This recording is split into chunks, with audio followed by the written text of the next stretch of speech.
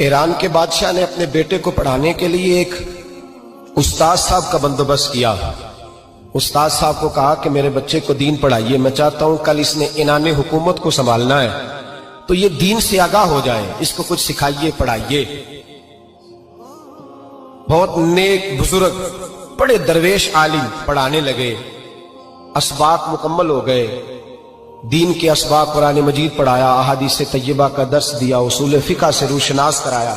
जब बच्चे ने मुकम्मल तालीम हासिल कर ली और आमीन हो गई, दस्तार हो गई, फारिग हो गए, तो फिर एक दिन उस्ताद साहब ने कहा बेटे कल तुमने जरूर आना है, कुछ बात करनी है।